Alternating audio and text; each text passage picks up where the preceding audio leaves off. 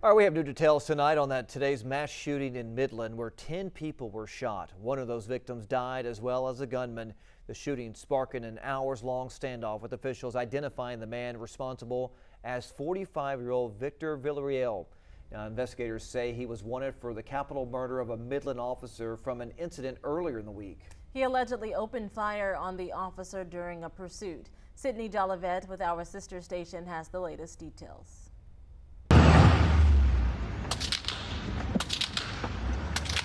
A morning of chaos in Midland traced a path from the southeast to the southwest side of town. Calls first rushed into dispatch at 8:03 a.m., prompting a massive multi-agency response as an active shooter sparked fear across neighborhoods.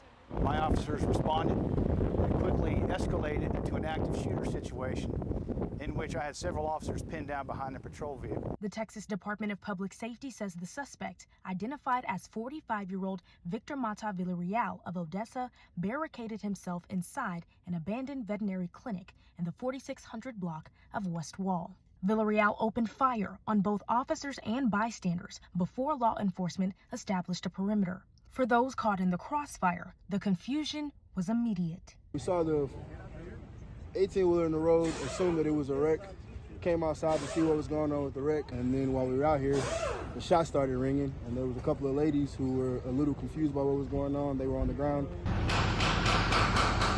As heavy gunfire echoed through the area, bystanders scrambled for safety, and those trapped inside could only watch as the severity of the situation unfolded.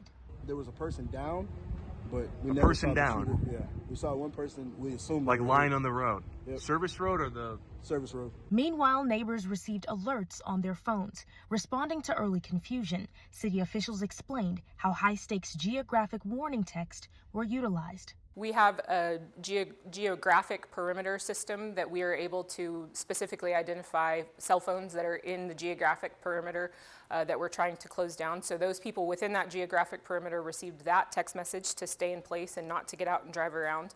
The rest of the community should have received just a notification of the incident and keeping them updated. Villarreal was already wanted by authorities, facing an attempted capital murder charge after firing at a Midland police officer during a pursuit just 2 days ago. He was tracked down with an unmanned drone and a robot and pronounced deceased just after noon. At this time, I can tell you that the active shooter incident has been successfully stopped. However, the investigation is ongoing. The threat is over, but the casualty count leaves a heavy mark on the community.